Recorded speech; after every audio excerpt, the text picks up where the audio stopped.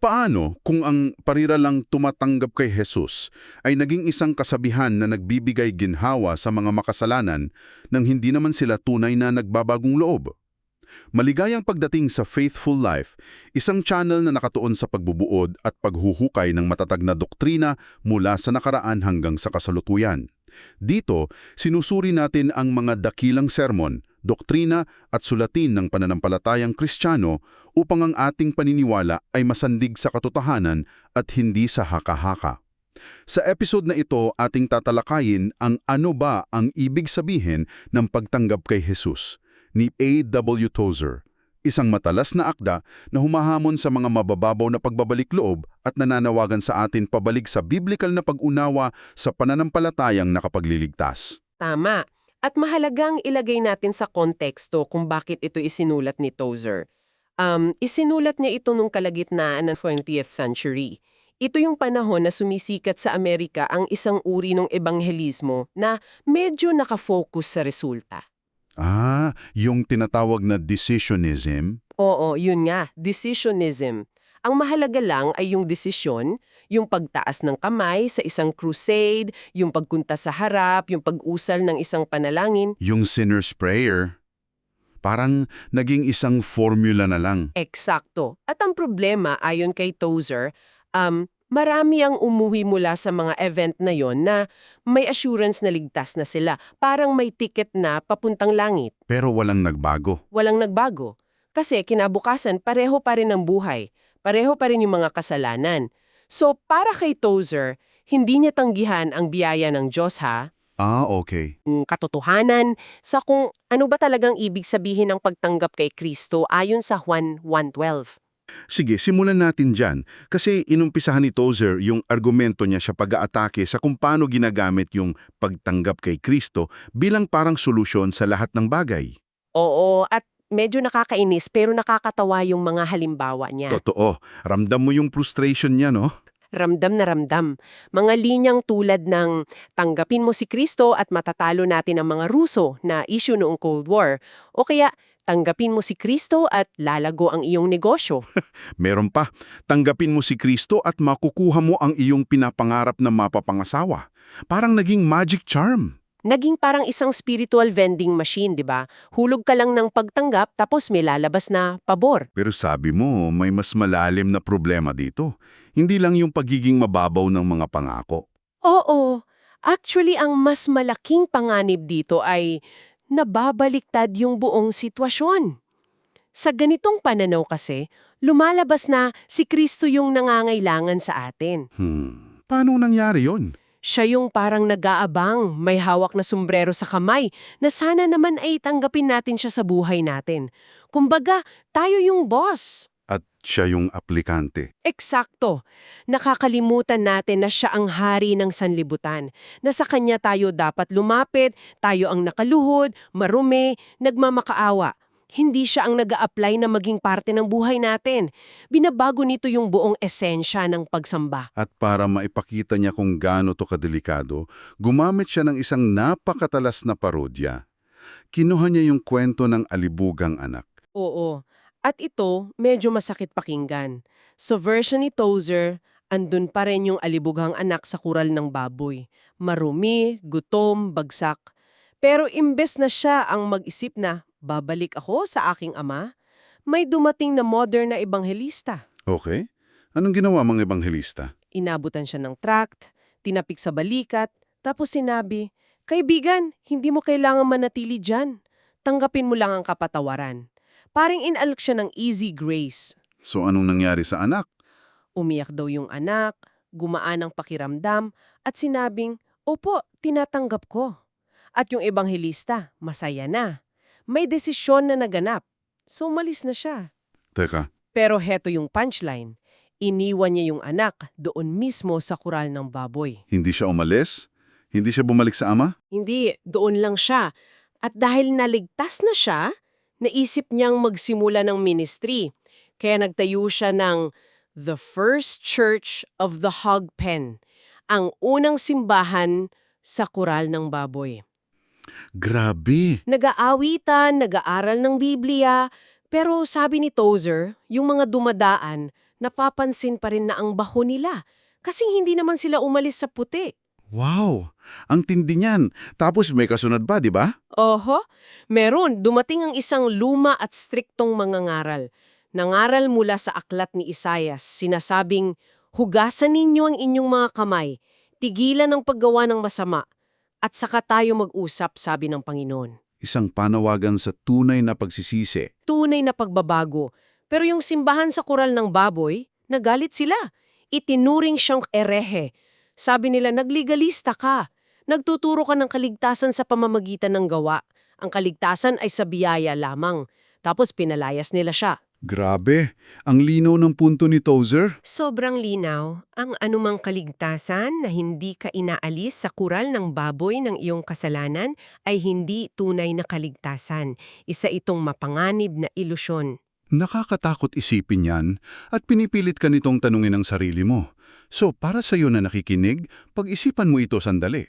Ang pag-ayon ko ba sa mga turo ng Kristyanismo ay ipinagkakamali ko bilang tunay na pagsunod?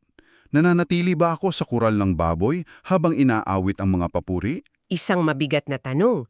At kung ang pagtanggap kay Jesus ay hindi lang simpleng pagsang-ayon, kailangan nating tanungin kung ano talaga ang sinasabi ng kasulatan. Sige, dun tayo pumunta. Kung hindi lang ito mental agreement, ano ang tunay na pagtanggap? Dito na pumapasok yung pinaka-central na argumento niya. Tama.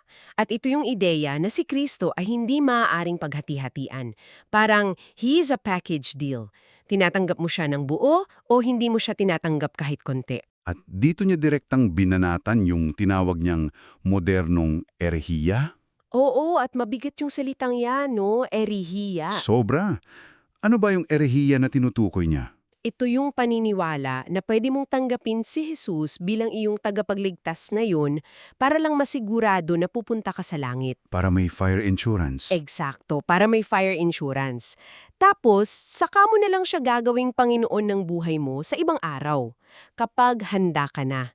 Para bang pwede kang mag-avail ng salvation package ngayon, tapos yung Lordship subscription, i-activate mo na lang later. At may isang quote si Tozer dyan na talagang tumatak sa akin. Sobrang prangko eh. Alin doon?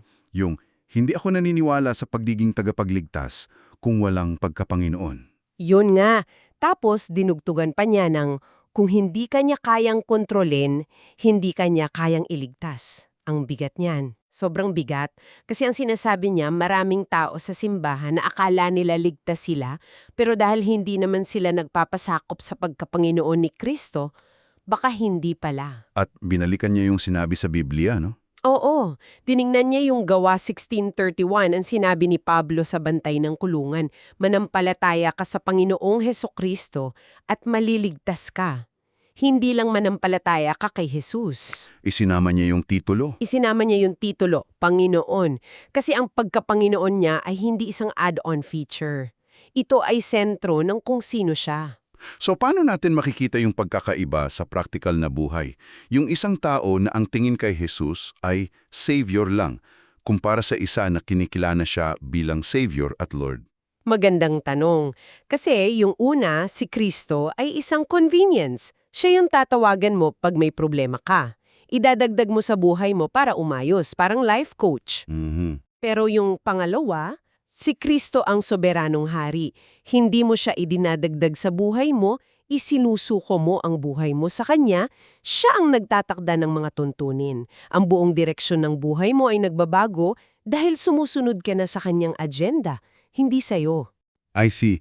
Hindi siya accessory sa buhay mo, siya ang sentro nito. At hindi ito nangangahulugan na kailangan mong maging perpekto para maligtas ha. Malinaw yan.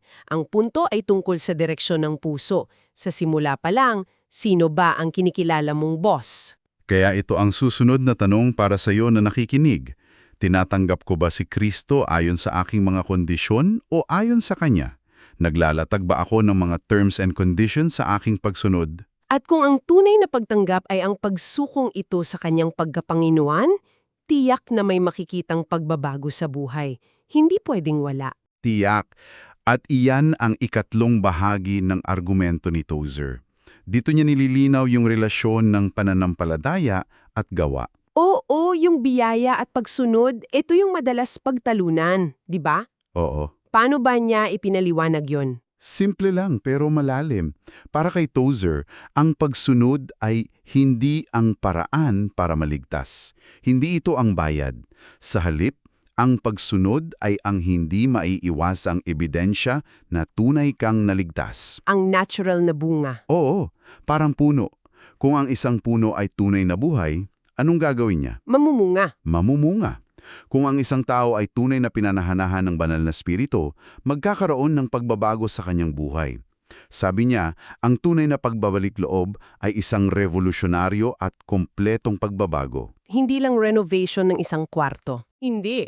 Demolition ng luma at pagtatayo ng bago. At nagbigay siya ng isang listahan ng mga praktikal na bunga. Hindi ito checklist kundi mga larawan kung ano ang itsura ng isang buhay na nagpapasakop kay Kristo. Sige, dumaan tayo sa ilan sa mga iyon. Ano yung una? Sabi niya, ang pagtanggap kay Kristo ay nangangahulugang pagtanggap din sa kanyang mga kaibigan. Ibig sabihin, makikipag-isa ka na sa bayan ng Diyos, sa simbahan. Sabi pa niya, ang isang Kristiyano dapat ay may halimuyak ni Jesus. May kakaiba sa'yo. At kasunod nito, medyo challenging. Ang pagtanggap sa kanyang mga kaaway. Teka, paano yun? Hindi ibig sabihin na maghahanap ka ng gulo. Ang punto niya, kapag nanindigan ka para kay Kristo, hindi maiiwasan na magkakaroon ka ng mga kaaway. Hindi ka na maaaring maging best friend ng sanlibutan. So, it's accepting the social cost of following him. Tama. At syempre, ang pagtanggap sa kanyang mga pamamaraan na simpleng pagsunod. Tapos, ang pagtanggap sa kanyang pagtanggi ng sanlibutan, asahan mo nang hindi ka palaging magiging popular. At yung pinakamalalim sa lahat, Ang pagtanggap sa kanyang krus. oo, na nangangahulugang kamatayan sa sarili. Ito yung sinabi ni Jesus sa Lucas 9:23. Pasanin ang iyong krus araw-araw. Ito yung pagtalikod sa sariling ambisyon para sa kanyang kalooban. At pagkatapos ng kamatayan, dumarating ang pagtanggap sa kanyang buhay. Yun ang muling pagkabuhay. Isang kumpletong pagbabago. Kaya ang tanong na dapat natin harapin ay ito. Anong ebidensya ang ibinibigay ng aking buhay na si Kristo nga ang nagahari sa loob ko? Hindi gaano ako kaperpekto, kundi sino ba talaga ang sunusunod ko araw-araw? At dito na tayo dinadala ni Tozer sa pastoral na aplikasyon. Mayroon siyang babala, pero meron ding pampalubag loob. Ano yung babala? Ang maling katiyakan ay mas mapanganib kesa sa tapat na pagdududa. Ulitin mo nga yan, that's powerful. Ang maling katiyakan, yung sobrang kumpiyansa mo na ligtas ka pero base sa maling pundasyon, ay mas delikado kesa sa isang taong tapat na nagdududa at nagsusuri. Ginamit niya ang analohiya ng pagtawid sa diserto. Kailangan mo siguraduhing tama ang mapa mo, isang pagkakamali, kamatayan yon. Ganoon din daw sa kaluluwa natin. Pero hindi niya tayo iniiwan sa takot, di ba? Hindi. Kasi ito ang puso ng Ebanghelyo. Tunay na inililigtas ni Kristo ang lahat ng lumalapit sa Kanya sa tamang paraan ng may tunay na pagsisisi at pagpapasakop. Kaya ang paanyaya niya ay hindi para mawalan ka ng pag-asa, kundi para muli kang tumakbo patungo kay Kristo. At may ikinukwento siyang isang pastor para ipakita ito. Oo, si Tom Har, isang matandang pastor. Matapos ang maraming taon sa ministeryo, huminto muna siya sa pangangaral. At ang sabi niya, gaganapin ko ang aking sariling paghuhukom ngayon, habang may magagawa pa ako. Wow! Hindi yun kawalan ng pananampalataya? Kabanalan yun. Isang matinding pagnanais na siguraduhing tunay ang relasyon niya sa Diyos. Isang seryosong pagharap sa katotohanan. Kaya para sa atin ngayon, maglaan tayo ng sandali para sa ganitong uri ng pagsisiyasat. Pakinggan mo ang mga tanong na ito at hayaan mong suriin ito ang iyong puso. Hihinto ako sandali sa bawat isa. Sinusundon ko ba si Kristo o hinahangaan ko lamang siya? Binago na ba ng biyaya ang aking kalooban, ang aking mga nais? Nagpapahinga ba ako sa persona at gawa ni Kristo o sa isang desisyon na ginama ko lang noon? Sa huli, ang buod ng lahat ng ito ay simple lang. Ang pagtanggap kay Jesus ay hindi pagdaragdag sa Kanya sa iyong buhay. Ito ay pagyuko sa Kanya bilang Panginoon ng iyong buhay. At ang doktrinang ito, hindi lang ito para magbigay ng impormasyon. Ito ay isang salamin na nagsisiwalat kung tayo ba ay tunay na lumapit na kay Kristo. Kung naging kapaki-pakinabang ang pagtuturong ito, mag-subscribe sa Faithful Life. I-click ang bell para hindi mahuli sa mga susunod na episode at samahan kami sa patuloy na pag-aaral mula sa mga higante ng pananampalataya upang ang ating tiwala ay masandig kay Kristo lamang para sa kaluwalhatian ng Diyos lamang. Ang isang Kristo na nagliligtas sa atin, ngunit hindi nagahari sa atin ay hindi ang Kristo ng kasulatan.